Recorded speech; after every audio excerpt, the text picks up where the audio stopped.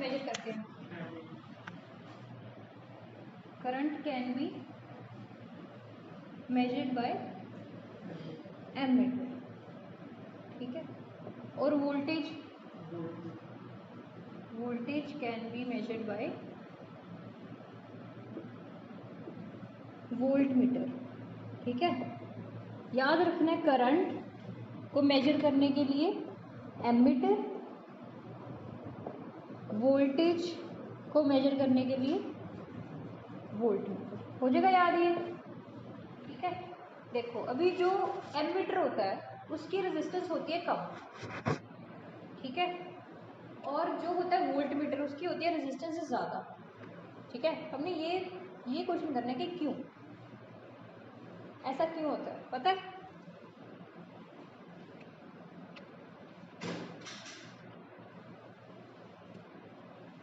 मंजीत पता है?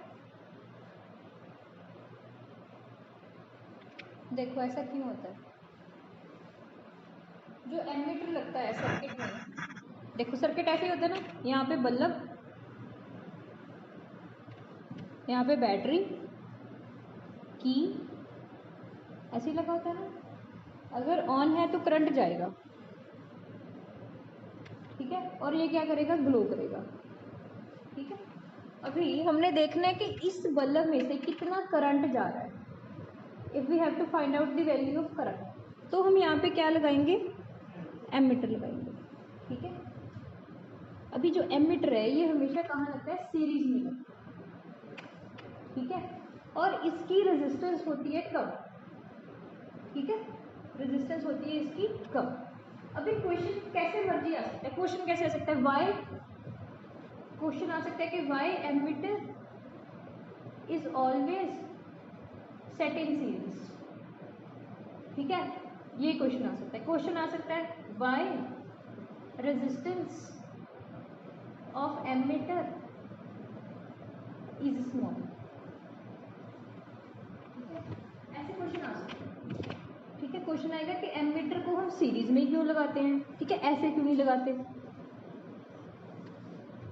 ठीक है, अलग वायर लगा के, अलग एक वायर लगा के क्यों नहीं लगाते इस पॉइंट और इस पॉइंट के साथ, ठीक है, हम सीरीज में क्यों लगाते हैं, ये क्वेश्चन आ सकता है, ठीक है। सेट इन सीरीज, हम रेजिस्टेंस इसकी कम होती है, ये क्वेश्चन, वाई रेजिस्टेंस इज कम, ये क्वेश्चन आ सकता है, ठीक है। अभी हम ये दोनों क्वेश्चन पढ़ेंगे कैसा क्यों होता है, ठीक है।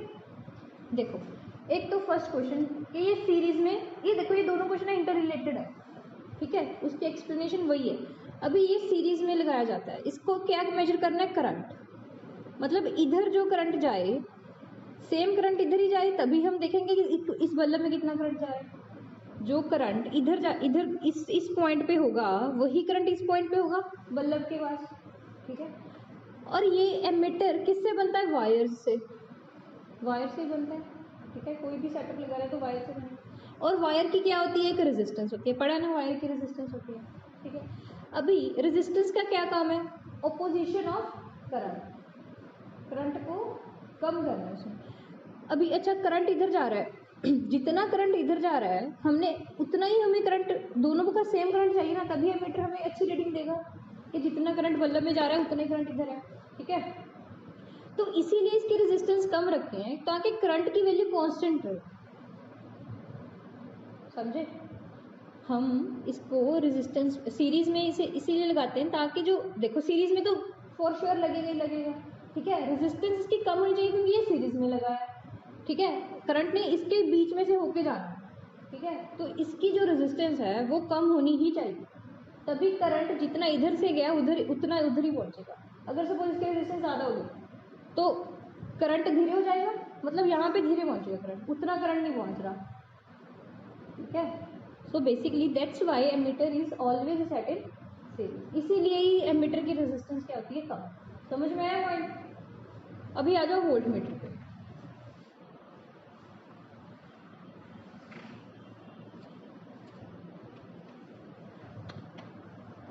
अच्छा, जो वोल्ट मीटर है इसकी होती है रेजिस्टेंस, ये लगता है पैरेलल, ठीक है, इसकी होती है रेजिस्टेंस हाई। देखो अभी सेम सर्किट ले लो, बल्ब ले लिया, बैटरी ले ली, की ले ली, ठीक है। अभी जो वोल्ट मीटर लगता है वो वोल्ट मीटर यहाँ पे लगता है, ऐसे पैरेलल में लगता है या ऐसे लगता है।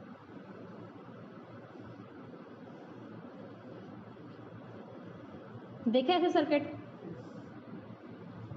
ऐसा कोई भी रेजिस्टेंस दे देंगे, इसके अक्रॉस वोल्टेज निकालो, ये भी पूछ सकते हैं, ठीक है। अभी ये सीरीज में क्यों नहीं लगा, ये पैरेलल में क्यों लगता है? क्योंकि यहाँ का वोल्टेज और यहाँ का वोल्टेज डिफरेंस हमने फाइंड किया, समझे?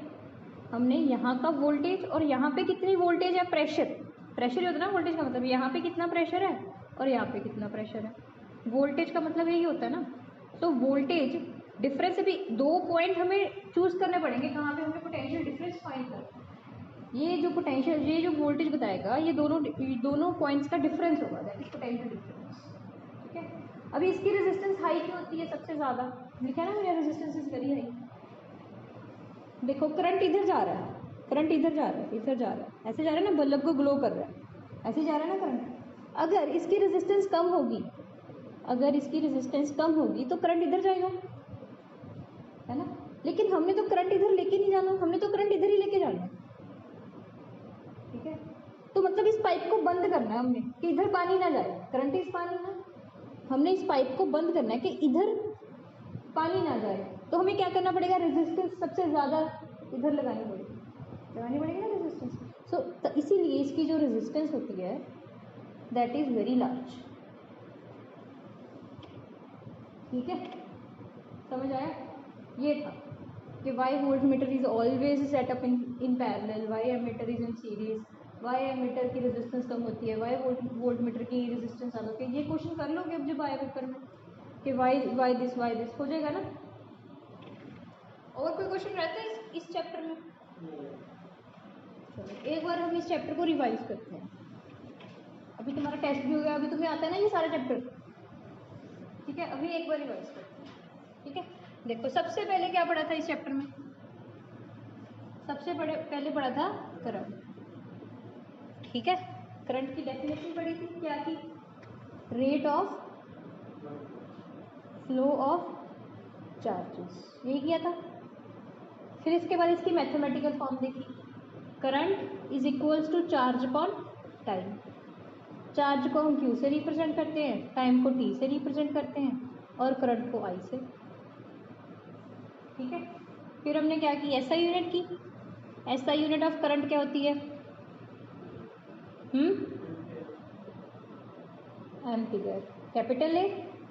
SI यूनिट ऑफ चार्ज क्या होती है, कैपिटल C। और SI यूनिट ऑफ, तुम बताओ टाइम क्या, SI यूनिट ऑफ टाइम क्या होती है, सेकेंड, याद है ना। इसके बाद हमने क्या किया, पोटेंशियल डिफरेंस, इसकी डेफिनेशन क्या की थी हमने, क्या की थी definition potential difference, the difference in potential in a conductor at 2 ends, है ना, यही की थी। और पोटेंशियल की, how much work is done to move a charge from infinity, from infinity to any given point, right? Infinity से लेके आना, देख बुक में ऐसे लिखा हुआ, चेक कर लो।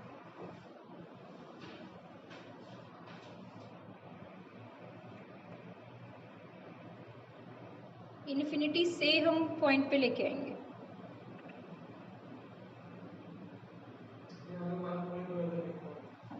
One point two another point भी लेके जा सकते हैं, ठीक है। लेकिन इन्फिनिटी टू पोटेंशियल की, वो पोटेंशियल डिफरेंस की होती है, सेम ही होता है। पोटेंशियल कैसे रिप्रेजेंट करते हैं, V से, इसके इक्वल होता है वर्क डन, वर्क डन को W से रिप्रेजेंट करते हैं और चार्ज को Q से। SI यूनिट ऑफ वोल्टेज बताओ, SI unit of potential volt. SI unit of work done बताओ, पता है भाई, याद है? जाओ, SI unit of charge coulomb है ना, ये तो आती है। ये कैपिटल V से, ये कैपिटल G से, ये कैपिटल C से करते हैं, ठीक है। इसके बाद क्या किया था, अभी ये भी पता चल गया भी करंट किससे मेजर करते हैं हम, एमीटर से। अभी पोटेंशियल किससे मेजर करते हैं हम, वोल्ट मीटर से। ये भी पता चल गया कि जो एमीटर है ये कहाँ कैसे लगता है, सीरीज में। ये जो वोल्ट मीटर है कैसे लगता है, पैरेलल। इसकी रेजिस्टेंस क्या है, कम या ज़्यादा, इसकी रेजिस्टेंस होती है ज़्यादा, इसकी रेजिस्टेंस होती है कम। तो चलो क्या करें, तो सभी को सभी। चलो आगे क्या किया था, सर्किट डायग्राम। वो तो सर्किट डायग्राम्स आपको आती है राइट, एमीटर को कैसे रिप्रेजेंट करना है, वोल्ट मीटर को कैसे, बैटरी को कैसे, सेल को कैसे, ये सब कुछ आता है तुम्हें, ठीक है। इसके आगे क्या किया था, Ohm's law.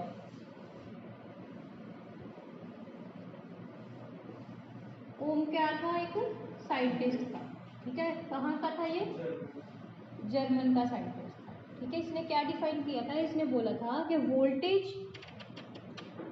across the conductor is directly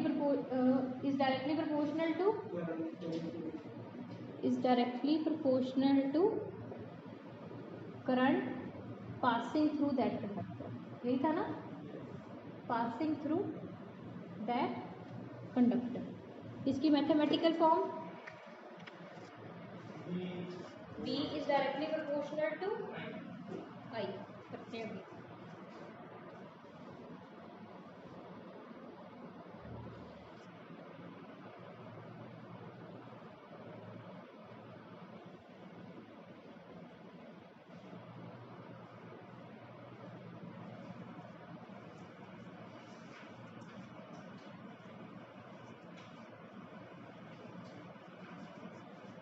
देखो V is directly proportional to I। Proportionality constant क्या था, R, वेयर V क्या है, वोल्टेज, I क्या है, करंट, और R क्या है, रेजिस्टेंस। जैसे भी ओम्स लॉ आता है ना पेपर में, तो आपने ये सब कुछ लिखना है प्रॉपरली, ठीक है। मैं यहाँ पे पूरा नहीं लिखवाती, लेकिन आपको प्रॉपरली लिखना है, जितना कुछ पता है सब कुछ लिख दो, ठीक है। अभी आपको ये भी पता है SI यूनिट ऑफ वोल्टेज की क्या होती है, volt. SI unit of current भी पता है, ये सारा कुछ लिखो। अभी ओम्स लॉ में सब कुछ आ जाता है, ठीक है। करंट की एम्पेयर, रेजिस्टेंस की, SI unit of resistance is ohm, ठीक है। अभी इसका, अभी अगर ओम्स लॉ आया तो आपने ये ग्राफ भी ड्रॉ करना है। आपको पता है ये ग्राफ, लीनियर ग्राफ आता है इसका, आपको ये भी ड्रॉ करना है। अगर आता है कि व्हाट इज ओम्स लॉ, ये डेफिनेशन लिखो, ये मैथमेटिकल फॉर्म लिखो, ये लिखो कि मैंने लिखा क्या है, वोल्टेज करंट आर क्या है, SI यूनिट लिखो क्या है। आप लिखते हैं क्या, कुछ नहीं लिखते, लेकिन पता है ना SI यूनिट के बारे में, पता है ना ये क्या होता है, ये भी पता है, लिखोगे क्या, ये लिखनी है सारी चीजें, ठीक है। हाँ ठीक है ना, कि उसको काटने का, एक नंबर काटने का ना, वो दिखे ना कि कहाँ से काटो, ठीक है, क्योंकि आता तो है, तुमने पढ़ तो लिया तुमने। अभी ओम्स लॉ हो गया, ठीक है। यही बोला था ओम्स ने सब कुछ, ये हो गया। इसके बाद क्या किया था आपने, ये अभी हमने पढ़ा रेजिस्टेंस। ये रेजिस्टेंस क्या होती है, आर। रेजिस्टेंस क्या होती है, व्हाट इज रेजिस्टेंस। अगर आ जाए क्वेश्चन व्हाट इज रेजिस्टेंस, तो क्या करोगे, the oppose of flow of current बोलोगे, the oppose of flow of charges और करंट, ऐसे करोगे, इज कॉल्ड रेजिस्टेंस, ठीक है। और रेजिस्टेंस की डिपेंडेंसी की थी इसके बाद, क्या की थी, रेजिस्टेंस की डिपेंडेंसी किस किस पे डिपेंड करता है, रेजिस्टेंस, हाँ याद है मुझे, resistance is directly proportional to length, resistance is directly proportional to length, ठीक है, resistance is inversely proportional to area. ठीक है, इसको कैसे रिप्रेजेंट करोगे, R is directly proportional to L divide by area. ठीक है, प्रोपोर्शनलिटी कॉन्सेप्ट आके क्या आ जाएगा, R is equal to rho L by A, ये आ जाएगा। अभी रो की यूनिट निकाल लोगे, S I unit of rho क्या होती है, S I unit of rho is ohm metre, याद है ना। ठीक है, S I unit of length क्या होती है, चलो metre. S I unit of area metre square. S I unit of resistance, याद है ना सब कुछ। ठीक है, उसके बाद हमने क्या पढ़ा था कि रेजिस्टेंस तो लेंथ और एरिया पे डिपेंड करती है, मतलब शेप ऑफ द कंडक्टर पे डिपेंड करती है, लेकिन rho is independent of shape, right. It depends only on nature of the conductor या फिर मटीरियल। हाँ, ये तो टेम्परेचर पे डिपेंड करती है, करती है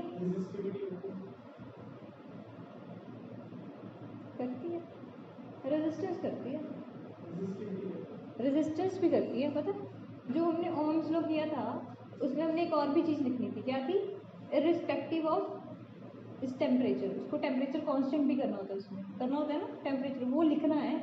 ठीक है, वो भी इंपॉर्टेंट है, अगर टेम्परेचर चेंज हो गया तो ओम्स लॉ फेल हो जाएगा, टेम्परेचर सेम रखना। ठीक है, ये हो गया। अभी हमने पढ़ा था कि रो की वैल्यू 3 तरह से हो सकती है, एक इसके लिए कंडक्टर्स के लिए, एक सेमी कंडक्टर्स के लिए, या फिर अलॉयज के लिए, है ना, और एक इंसुलेटर्स के लिए। सबसे कम वैल्यू किसके लिए होती है, सबसे कम वैल्यू होती है 10⁻⁸ की पावर में, सबसे कम होती है कंडक्टर्स के लिए। ठीक है, उससे ज्यादा किसके लिए होती है, अलॉयज के लिए, और सबसे ज्यादा किसके लिए होती है, इंसुलेटर्स के लिए। ये पता है ना, और इसकी प्रॉपर्टीज की थी। अभी हम इलेक्ट्रिक हीटर्स की वायर्स को मोटा क्यों यूज करते हैं, क्या रीजन था उसका,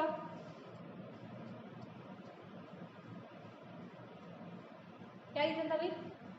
अभी हम हीटर की वायर्स आर थिक और मेड अप ऑफ अलॉयज,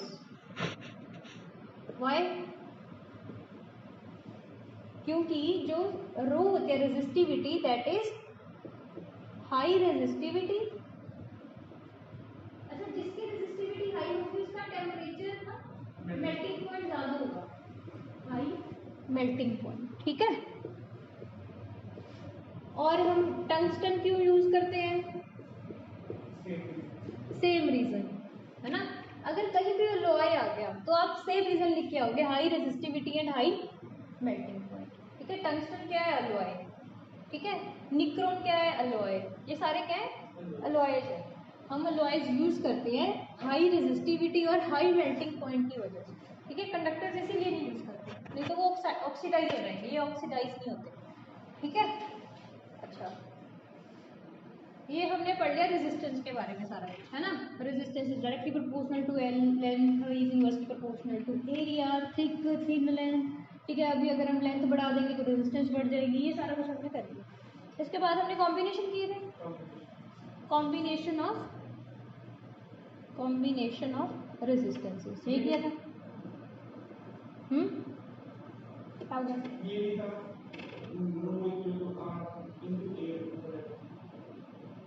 हाँ, रो की value R is equal to rho L A, और यहाँ से रो की वैल्यू भी निकाल सकते हो, है ना, ये तो आती है ना आपको निकालना।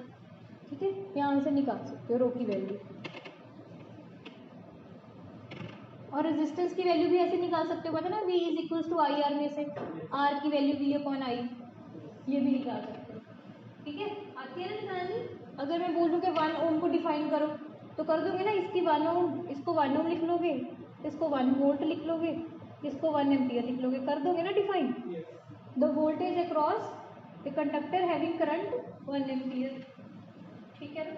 अच्छा, उसके बाद कॉम्बिनेशन किए थे, कौन कौन से कॉम्बिनेशन किए थे, एक सीरीज में और एक पैरेलल में। सीरीज कॉम्बिनेशन में क्या था, रेजिस्टेंस ऐसे लगती थी, रेजिस्टेंस क्या होगा, R1 plus R2 plus R3 up to so on, ऐसे ऐड हो जाएगा, जैसे ऐसे ऐसे लगी, ठीक है। अभी ये बताओ इसमें करंट कांस्टेंट रहता था या वोल्टेज कांस्टेंट रहती थी।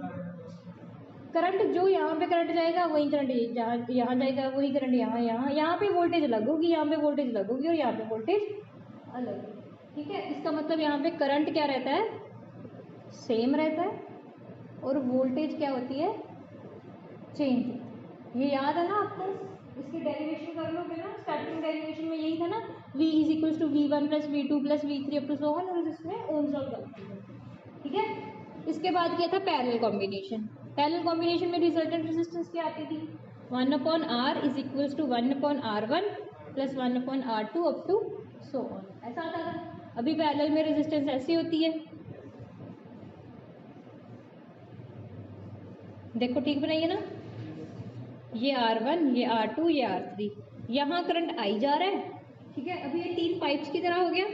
अभी बोलो यहाँ पे क्या कांस्टेंट रहेगा, आई कांस्टेंट रहेगा या वोल्टेज कांस्टेंट रहेगा, यहाँ क्या रहेगा, प्रेशर, वोल्टेज है ना, वोल्टेज यहाँ पे सेम, ठीक है। हर एक रेजिस्टेंस के अक्रॉस वोल्टेज क्या रहेगा, सेम रहेगा, ठीक है। चाहे तुम इसके अक्रॉस वोल्ट मीटर लगा के देख लो, चाहे इसके क्रॉस वोल्ट मीटर लगा के देख लो, चाहे इसके क्रॉस वोल्ट मीटर लगा के देख लो, ठीक है। अगर इस केस में यहाँ पे वोल्ट मीटर लगाओगे अलग वैल्यू आएगी, यहाँ पे वोल्ट मीटर लगाओगे अलग वैल्यू आएगी, यहाँ पे वोल्ट मीटर लगाओगे अलग वैल्यू, ठीक है। अच्छा, इसके बाद क्या किया था, हीटिंग इफेक्ट। हीटिंग इफेक्ट में मेन क्या पढ़ा था हमने, जूल्स लॉ पढ़ा था, है ना। जूल्स लॉ क्या कहता था कि हीट प्रोड्यूस कितनी होगी एक सर्किट में, H is equals to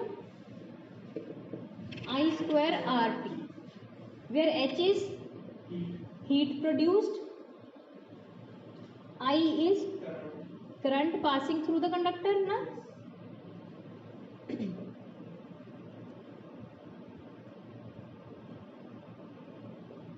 R is resistance and T is time।